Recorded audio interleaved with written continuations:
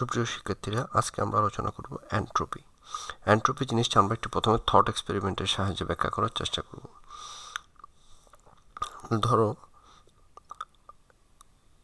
আমরা এটা দ্বারা বুঝলাম একটা পৃথিবী, এবং এটা হচ্ছে বর্তমান সময়ের পৃথিবী, আর্থ অন 2000 সাল।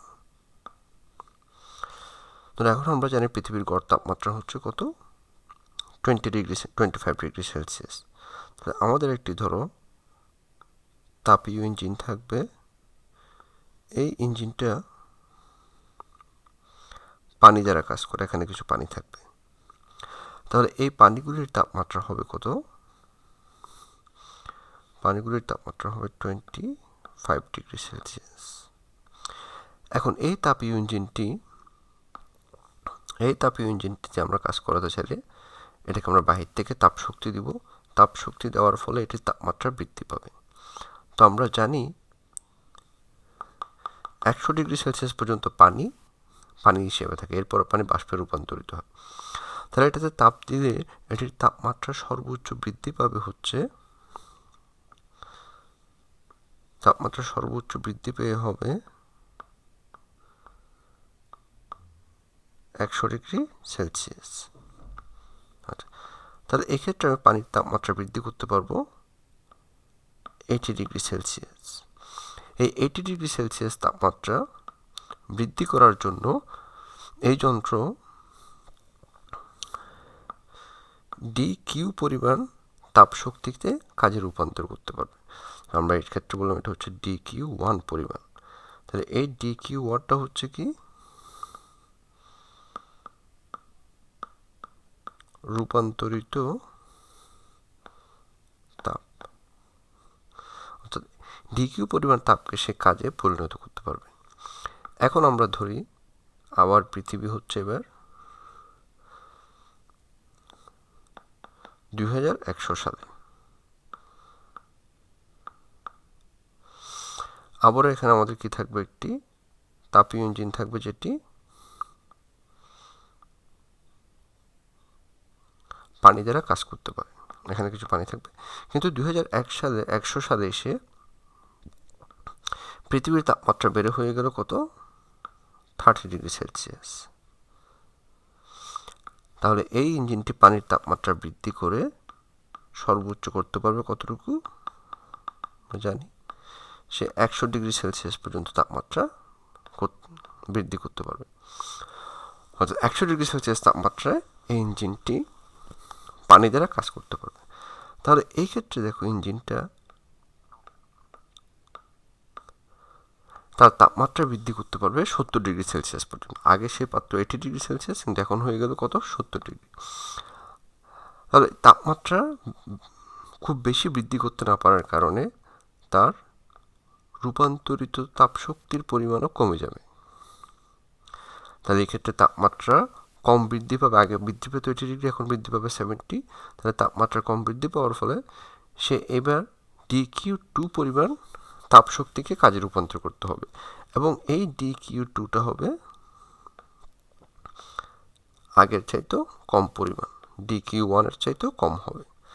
তাহলে যে আমরা একটা অবস্থা দেখলাম যে একটা সময় যখন পৃথিবীর তাপমাত্রা কম ছিল, পৃথিবী অধিক পরিমাণ তাপমাত্রা বৃদ্ধি করতে পারে, আর অধিক পরিমাণ তাপমাত্রা বৃদ্ধি মানে অধিক পরিমাণ সে তাপ শক্তিকে কাজে রূপান্তর করবে।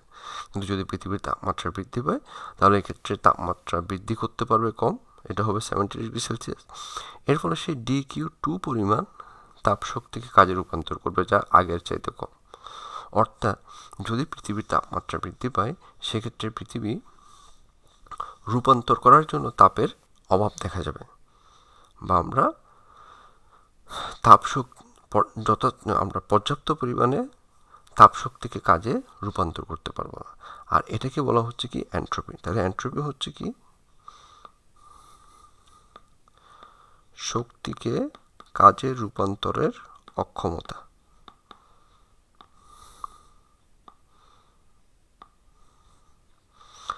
এন্ট্রপির সংজ্ঞা হচ্ছে কি, শক্তির রূপান্তরের অক্ষমতা। এখন এই এন্ট্রপির পরিমাণটা বা এন্ট্রপি বৃদ্ধিটা আমরা দুইভাবে হিসাব করতে পারি। একটা হচ্ছে আমাদের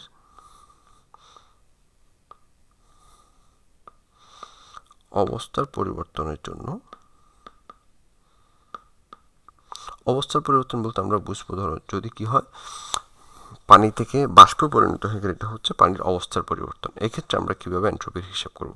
এই জন্য আমরা ডেল্টা এস সমান টি কিউ বাই টি এই সূত্রটি ব্যবহার করব, যেখানে ডেল্টা এস হচ্ছে এন্ট্রপির পরিবর্তন,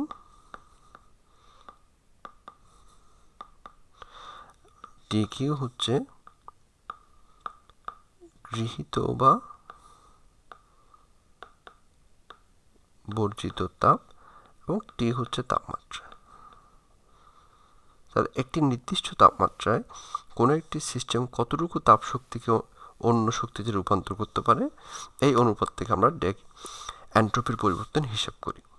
তাহলে আমরা দেখলাম অবস্থার পরিবর্তনের জন্য কি করে এন্ট্রপির পরিবর্তনটা আমরা হিসাব করব। আর দ্বিতীয় একটি পদ্ধতি হলো আমাদের জন্য তাপমাত্রার পরিবর্তনের জন্য।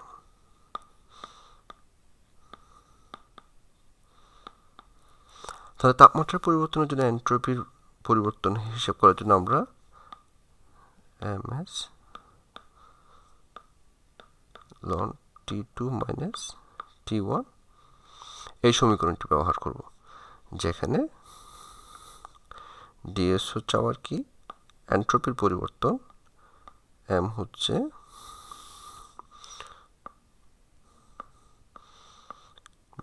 ওই তাপীয় ইঞ্জিনে যে বস্তু ব্যবহার করা হবে সেই বস্তুর ভর, পানি হলে পানির ভর হবে, s হচ্ছে কি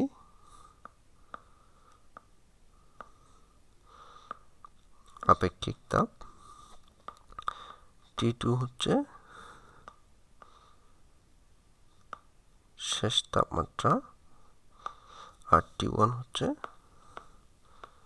আদি তাপমাত্রা। আচ্ছা, তাহলে দেখো এই ক্ষেত্রে আমরা ধরো কোনো একটা বস্তুর পানির তাপমাত্রা T1 সমান হলো কত,